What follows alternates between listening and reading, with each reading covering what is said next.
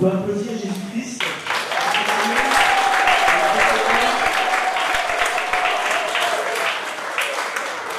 Nous sommes heureux de vous accueillir, vous qui faites partie de la famille de nos bien-aimés, qui aujourd'hui ont fait le choix de s'engager avec Dieu. Et pour cela, nous voulons en tant qu'Église rendre toute la gloire à Jésus-Christ. Et nous réjouir en notre Dieu. Nous réjouir en notre grand Dieu et Sauveur, Jésus-Christ. Et pour introduire ce culte, ce temps où on va louer le Seigneur, adorer le Seigneur et accompagner nos bien-aimés dans cet engagement en tant que beaux témoignages, en tant que des encouragements, peut-être une parole pour quelqu'un ce matin, une parole de guérison, une parole de vie dans ton cœur. Et pour introduire ce temps, je voudrais lire avec vous dans le livre de Sophronie, au chapitre 3 et au verset 17. Voilà ce qui est écrit pour introduire ce culte. L'Éternel, ton Dieu, est au milieu de toi comme un héros qui sauve. Amen. On peut dire ce matin qu'il est le héros de nos vies. Il est le héros de Christian. Il est le héros de Léonis. Le héros d'Élie. Et il peut aussi, il veut être ton héros. Amen. Il fera de toi sa plus grande joie. Il gardera le silence dans son amour. Il aura pour toi des transports d'allégresse. Dieu se réjouit. Dieu se réjouit. Vous savez, quand il y a un pécheur qui se repent, qui s'engage pour Dieu, il y a plus de joie que 100 qui sont justes. Alors réjouissons-nous avec le ciel, avec les anges et avec notre Dieu. Amen. Passez un bon culte dans la présence. On va faire 2 groupes. Donc, tantôt, il y a un groupe qui va se mettre debout avec Francia et Barbara, et moi, je vais m'occuper de ce groupe. Je vais d'abord fredonner la chanson que vous allez apprendre. Je vais vous expliquer comment vous lever.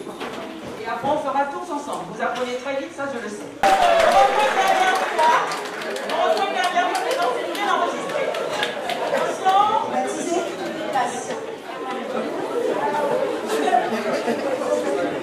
Attention. Sans faute, hein? Oui, sans faute. Je fais plus ça? On est plus fort que là. Je fais plus ça. Ok, je fais plus ça. 3, 4. Alléluia, alléluia, alléluia, alléluia. Gloire au Seigneur. Alléluia, alléluia, alléluia, alléluia. Gloire au Seigneur. Gloire au Seigneur. Alléluia. Gloire au Seigneur. Alléluia. Gloire au Seigneur. Alléluia.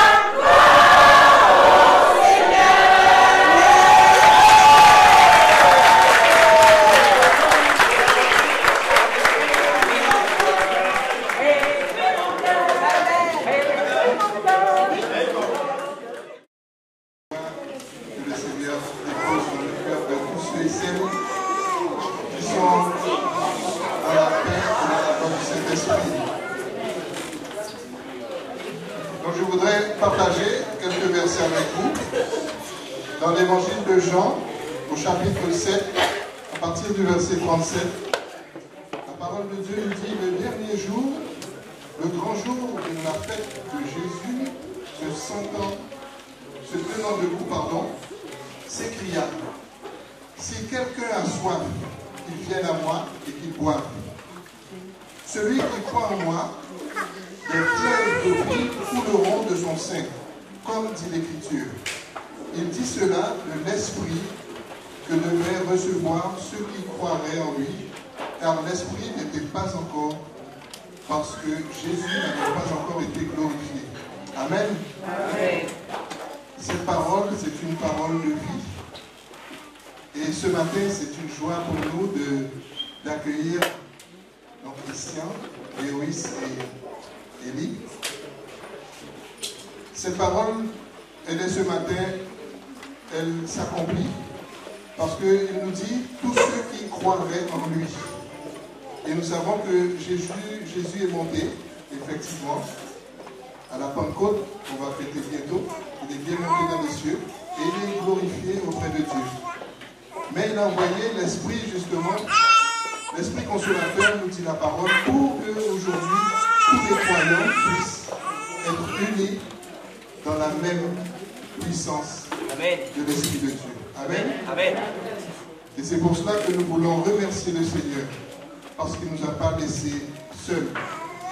Il nous a, je dirais, équipés. Il nous a renouvelés. Il nous a guéris. La mort qui pesait sur chacun de nous, aujourd'hui, c'est des fleuves d'eau de vie qui coulent dans nos cœurs, dans notre esprit et dans nos corps. Parce que c'est l'Esprit de Dieu qui vient habiter en nous. Amen.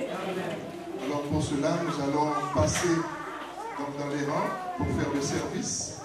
Et nous allons demander à nos baptisés de se mettre debout aussi avec nous pour partager la Sainte Seine. Et aussi tous ceux et celles qui sont passés par les eaux du baptême et qui ont cru que Jésus-Christ est venu pour le pardon du péché et qu'il est mort sur la croix pour que nous ayons aujourd'hui cette liberté d'être avec lui et dans la vie éternelle.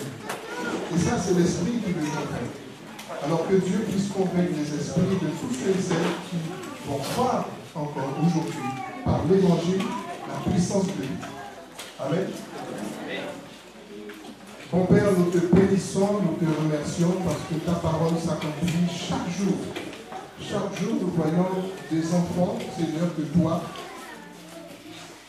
tu es là, de toutes les nations, tu crées et tu bâtis ton Église. Oui, Seigneur, tu n'es pas limité comme nous. Tu es le Dieu tout-puissant, le Dieu saint, 3 fois saint, le Créateur du monde. Et aujourd'hui encore, tu te manifestes au milieu de nous. Merci pour ton esprit qui est là. Et que ta paix et ta grâce accompagnent encore nos baptisés et nous-mêmes. Nous avons besoin de toi chaque jour, Seigneur, pour avancer. Glorifie ton nom aussi, Seigneur, comme toi tu es glorifié, parce que tu veux que ta parole jaillisse comme des fleuves de vie. Merci, Papa, au nom de Jésus. Amen.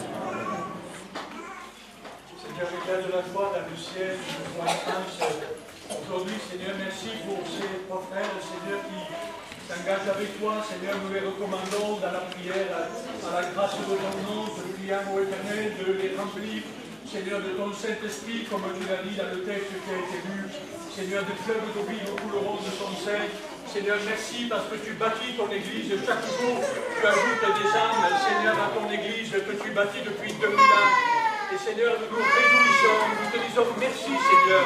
Et à toi toute la gloire. Oh, ajoute encore des âmes et multiplie ton peuple avant ton retour, Seigneur. À toi toute la gloire, Père éternel, dans le nom de Jésus. Amen. Amen.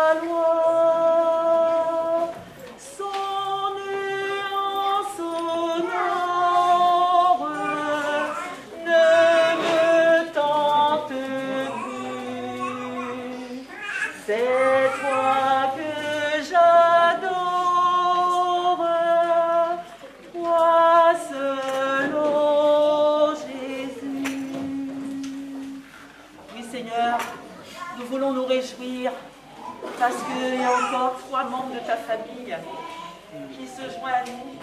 Merci Seigneur pour le travail que ton esprit fait en eux. Merci de les garder. Merci de les protéger. Merci de les fortifier. Il y aura des attaques, mais toi Seigneur, tu es au-devant d'eux. Et c'est toi leur secours. C'est toi qui contrôles tout. C'est toi qui pourras faire en eux et mettre en eux le vouloir et le faire. Merci Seigneur pour cet engagement et garde-les de tout mal. Amen.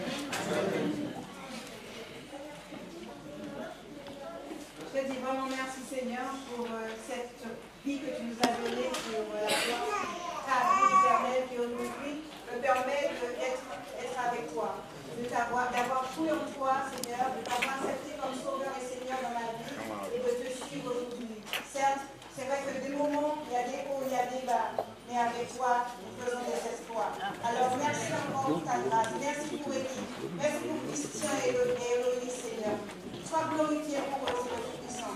Garde-les, continue d'inspirer dans ta voie, la voie que tu as choisie pour l'Éternel. Et merci de leur grâce, dans le nom de Jésus. Amen.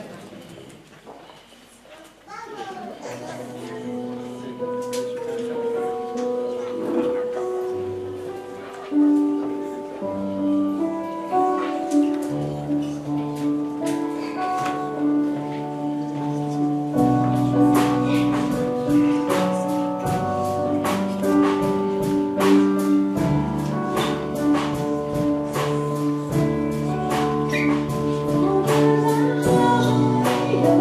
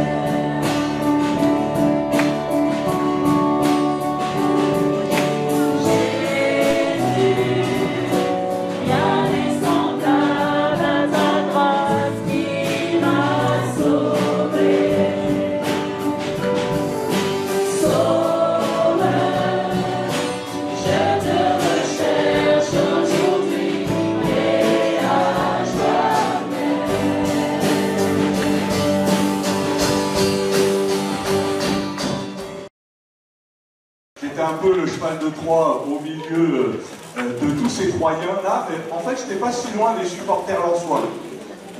Pourquoi je vous en parle? Parce que j'aimerais qu'on se pose la question, est-ce que je suis un bon supporter de Jésus? Alors, c'est pas parce que je fais du bruit ou que j'en fais pas, mais quand j'appartiens au Seigneur, ça doit se voir, ça doit se sentir, ça doit se remarquer. J'aurais pu ce matin, j'ai failli, mais je n'ai pas trouvé le bon maillot. J'aurais pu venir avec le maillot du Racing Club de Lens. Si je suis un bon supporter, même quand Lens perdait 1-0, je continue à les soutenir. Si je suis un supporter qu'à moitié, je prends le maillot de Lens s'il gagne et je prends le maillot de Troyes si Troyes gagne.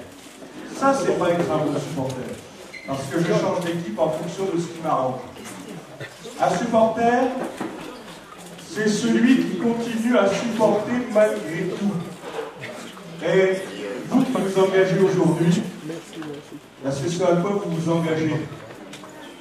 Dieu s'est engagé envers nous. Et j'aimerais dire à quelqu'un, Dieu s'est engagé envers toi. Il ne te lâchera pas. Il ne te délaissera pas. À toi de faire la même chose. Parce que des fois, on peut admettre qu'on a été de mauvais supporters. Parce qu'on a abandonné l'équipe. Parce qu'on a abandonné le Seigneur. Parce qu'on a oublié. Lui ne nous a jamais oubliés et il est allé jusqu'au bout. Il a mis le comble à son amour en lavant les pieds de ses disciples. Mais vous savez aussi qu'il est allé jusqu'à la croix, jusqu'au tombeau. Il savait qu'il venait pour souffrir. Pour toi. Sais-tu que ces gens dont tu as entendu le témoignage, ces gens que tu as vus être plongés dans l'eau n'est absolument pas magique. Vous avez de la chance, elle était chaude. Mais il n'y a rien de magique, même dans l'acte. Ces gens-là, je vous donne un scoop. Ils sont comme nous, ils ne sont pas parfaits. Mais aujourd'hui, ils montrent devant tous qu'ils désirent s'engager pour le parfait. Celui qui a tout accompli. Jésus était sans péché. Il était le seul capable de nous sauver. Amen. Et ce matin, j'aimerais te dire qu'il est le seul capable de te sauver. Quelle que soit ta situation, quel que soit ton problème, quelles que soient tes difficultés, et quand bien même quelqu'un me dirait « il n'y a pas de problème », tu as quand même besoin du Seigneur Jésus. C'est le seul qui sauve. Jésus veut dire Dieu sauve. Et j'aimerais dire encore qu'il veut te sauver aujourd'hui. Peut-être que tu viens pour un rendez-vous particulier, mais lui a peut-être un rendez-vous particulier. Un peu comme l'histoire de Zachée, vous la connaissez. Zachée, il se met sur un arbre parce qu'il veut voir qui est Jésus, mais Jésus lui va s'arrêter sous le bon arbre pour rencontrer Zachée. Il était loin de s'imaginer tout ça.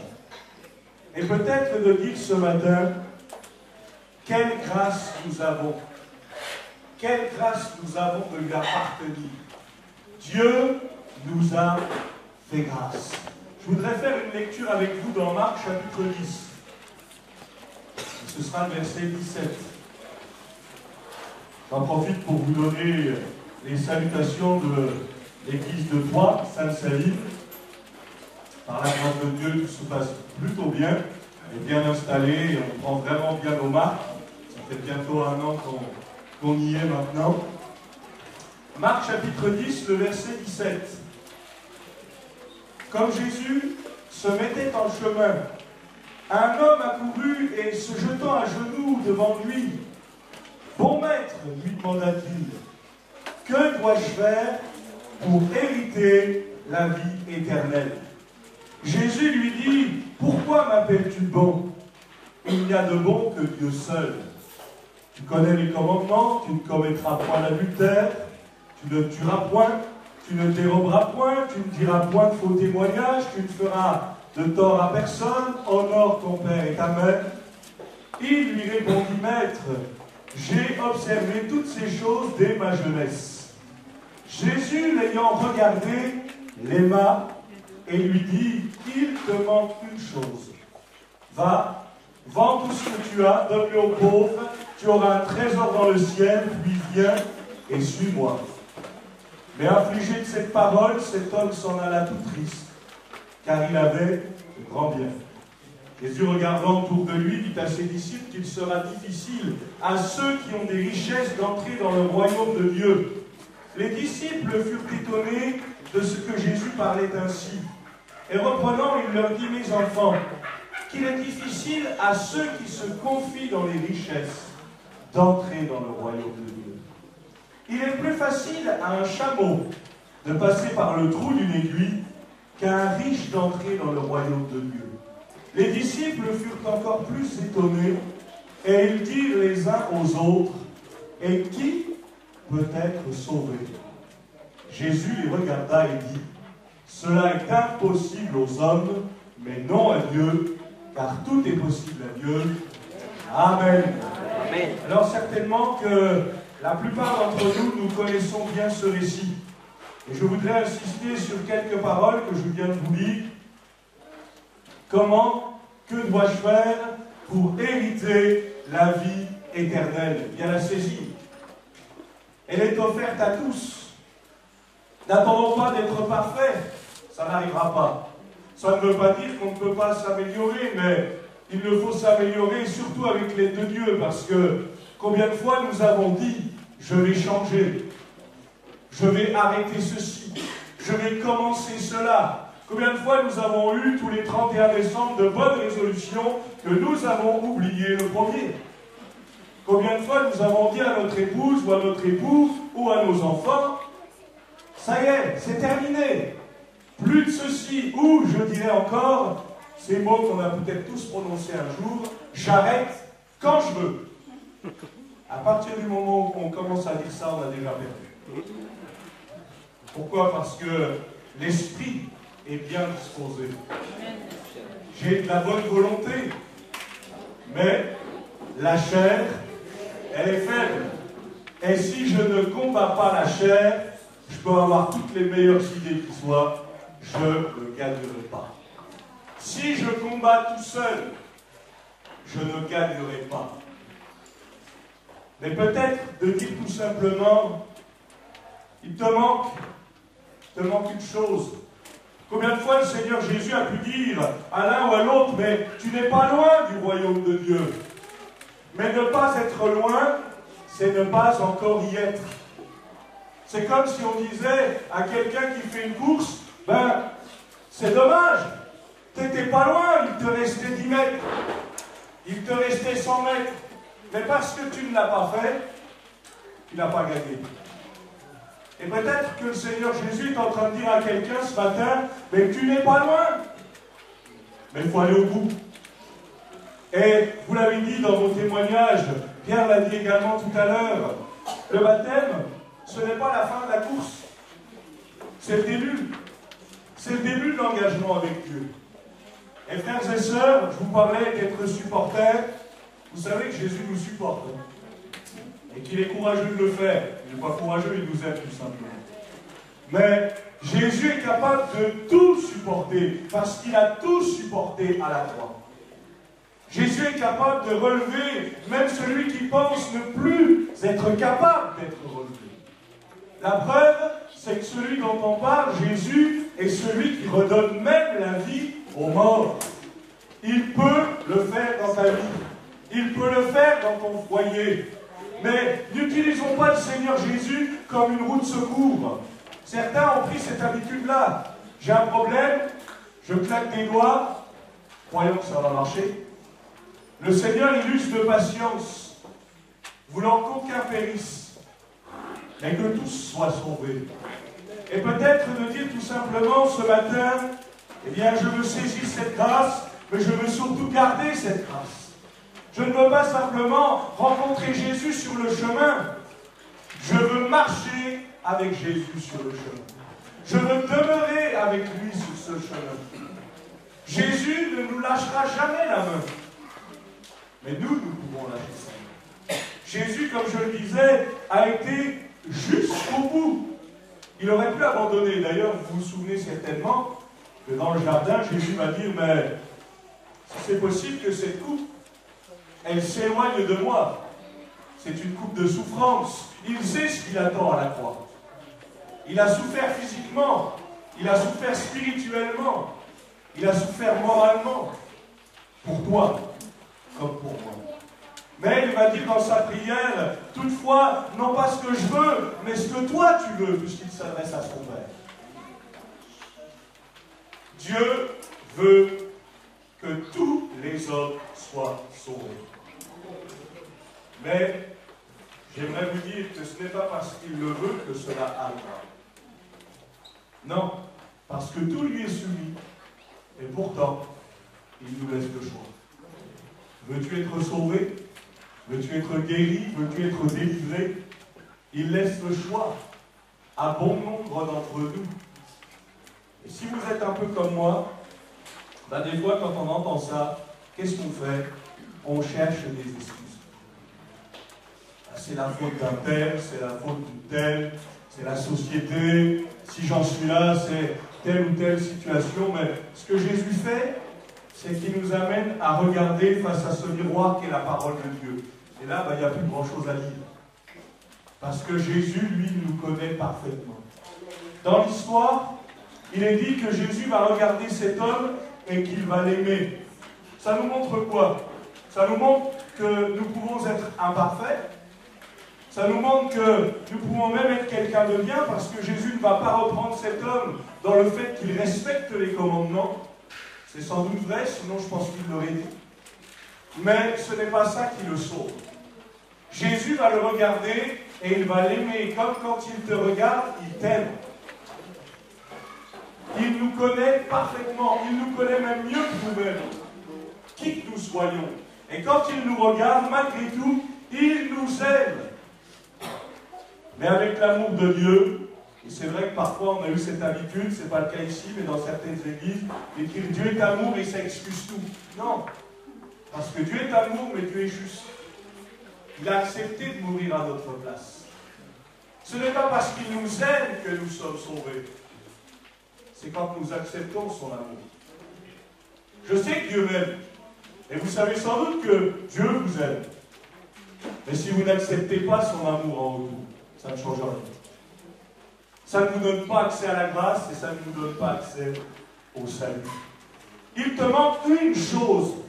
Rendez compte, peut-être que si c'était le Seigneur Jésus s'était adressé à moi, il aurait dit il te manque beaucoup de choses. Et c'est trop long pour que j'en fasse la liste. Peut-être à vous aussi. Mais là, il dit il te manque une chose. Et quel était le problème de cet homme? C'était sa richesse. Alors je voudrais dire à quelqu'un, ce n'est pas parce que tu es riche que c'est mauvais. Ça dépend de ce qu'on fait des richesses. Ça dépend de ce qu'on fait, de ce que Dieu nous a confié, de ce qu'on gagne. On peut dilapider. Mais même si vous êtes pauvre et que vous avez peu, vous pouvez dilapider aussi.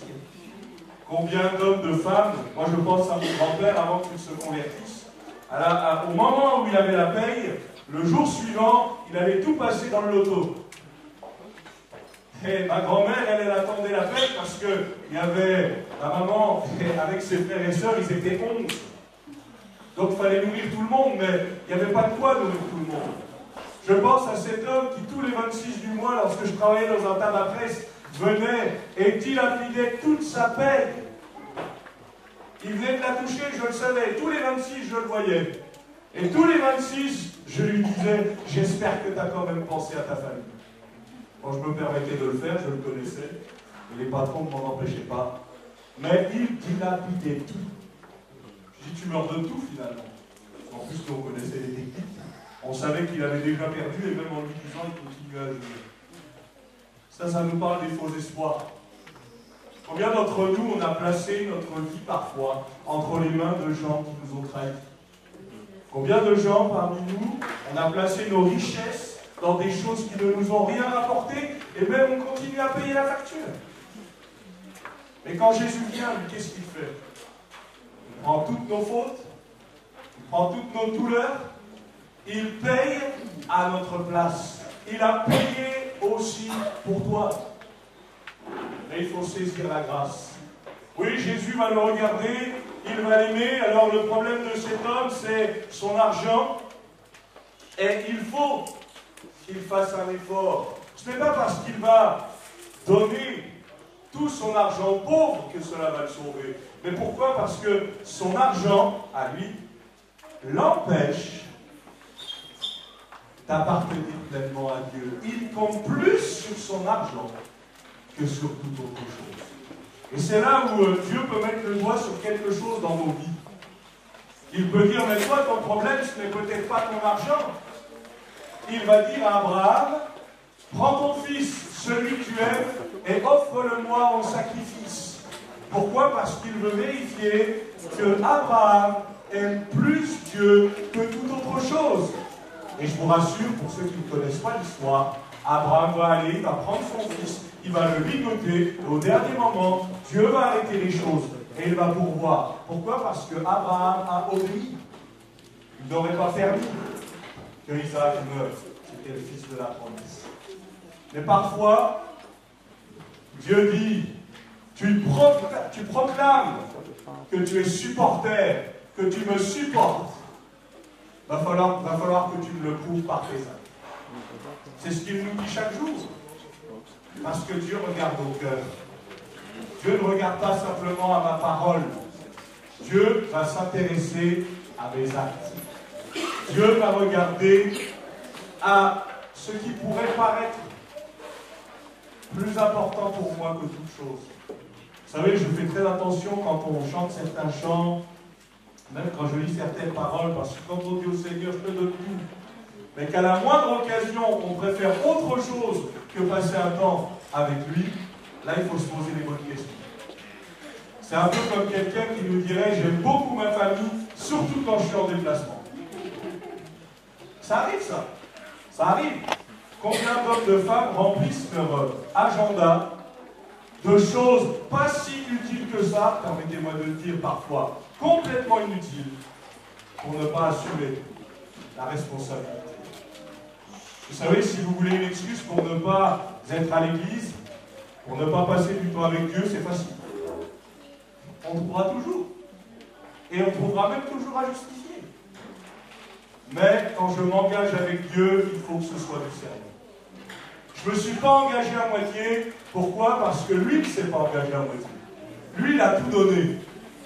Et je ne pourrai jamais rembourser ce qu'il a donné. Son amour, il est insondable. Son amour, il est infaillible. Je ne peux pas douter de son amour. Et je ne peux pas racheter. Moi, je ne pouvais pas racheter mes fautes. Et vous ne pouvez pas racheter les vôtres. Seul celui qui était sans péché était capable de faire le miracle. Alors oui, se dire les uns aux autres, et je termine avec ça, qui peut être sauvé? Jésus les regarda et dit, cela est impossible aux hommes, mais non à Dieu. Car tout est possible. Combien ici sont en train de dire, mais pour moi, il n'y a plus d'espoir. Et quand bien même quelqu'un dirait, ben, j'essaye l'église parce qu'il y a peut-être plus que ça, mais tu fais bien. Parce que la femme à la perte de sang, pour ceux qui ne connaissent pas l'histoire, c'est une femme qui souffre depuis 12 ans et qui, ayant entendu parler de Jésus, elle dit dans son esprit, si je peux seulement toucher le bord de son vêtement, je serai guérie. Alors elle se glisse dans la foule, normalement elle n'aurait pas dû le faire, un, c'était une femme, et deux, elle souffrait. Mais elle souffrait de maladie, donc elle aurait pu être à part. Mais finalement, elle va arriver près de Jésus, elle va toucher son vêtement, elle va être instantanément guérie, et ça pourrait arriver ce matin, crois-le. Parce que c'est Jésus, pas parce que c'est moi et pas parce que c'est le cadre. C'est parce que c'est Jésus qui sauve, c'est Jésus qui libère, c'est Jésus qui guérit. Il le fait encore aujourd'hui. Moi, je ne serais pas ici pour vous parler si vous n'avez pas fait pour moi. Amen. Donc, il peut le faire pour vous. Et cette femme, elle a cru. Et peut-être qu'elle pensait repartir comme elle est venue, personne n'a remarqué, et c'est bien comme ça. Mais Jésus, lui, alors que certainement, ce n'était pas la seule à le toucher, lui va sentir que là, il y a quelque chose qui s'est passé. Et il va dire qui m'a touché.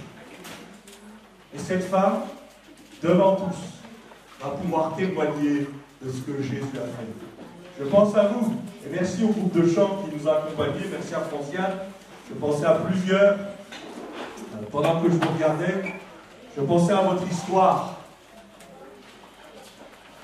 Pour certains et pour certaines, je sais d'où vous venez. Moi, je sais d'où je viens. Et je dis merci au Seigneur. Je pense à Isabelle Souchet, je dis moi, je sais d'où tu viens. Tu sais comment le Seigneur est venu te chercher. Et je dis merci Seigneur pour ça. Moi, pour en citer tellement d'autres. Souvenons-nous d'où le Seigneur est venu nous chercher. Et peut-être de se dire tout simplement, mais s'il l'a fait pour moi, là où j'étais, je peux le faire aussi pour d'autres. Je peux le faire aussi pour toi. Moi, je vous encourage à rendre témoignage, non pas simplement de ce que Jésus fait chez les autres, fait dans le monde entier, et merci Seigneur parce qu'il agit dans le monde entier, mais de ce que Jésus fait dans votre vie. Jésus m'a sauvé, Jésus m'a libéré, Jésus m'a restauré, que ça fasse 40 ans, que ça fasse 2 jours, peu importe, il est le même. Il peut le faire aujourd'hui. Ne remets pas à demain ce que tu peux faire aujourd'hui. Amen. C'est aujourd'hui le jour du salut. Oui, ça t'a peut-être donné envie de... Tiens, baptême, je ne suis pas assez digne, je ne suis pas prêt, je ne suis pas ceci, je ne suis pas cela. Et peut-être que pour certaines questions, c'est vrai. Mais il faut commencer par un pas. Le fils prodigue a dit, je me lèverai, j'irai vers mon père et je lui dirai. Il n'a pas simplement dit ces mots. Il s'est levé et il est allé. Imaginez un instant que le fils prodigue se dise ces choses-là et dise ensuite, finalement je vais remettre à plus tard. Je le ferai demain. Peut-être qu'il n'aurait plus jamais eu l'occasion de le faire. Alors dans le fils prodigue, je vous le dis aussi, il n'y a pas la notion de temps.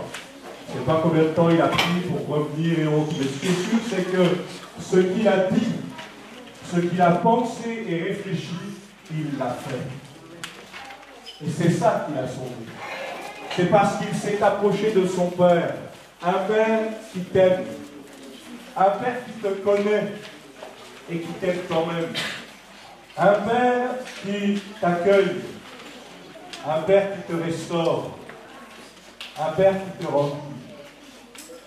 Oh, il ne devait pas sentir très bon. Il ne devait pas être habillé les meilleurs habits. Il ne devait peut-être pas être en bonne forme. Je ne sais pas. Mais ça m'étonnerait qu'il soit en bonne forme. La Bible dit qu'il avait perdu tous ses biens. Mais quand le Père l'a vu, le Père a accouru pour lui rendre sa vie. Tu peux faire la même chose avec toi. Tu peux te restaurer. Mais ne te sers pas du Seigneur Jésus, je termine avec ça. Comme la roue de secours, j'ai dit. Pas simplement quand tu penses en avoir besoin, parce que je te donne un autre souffle, tu en as toujours besoin. Mais après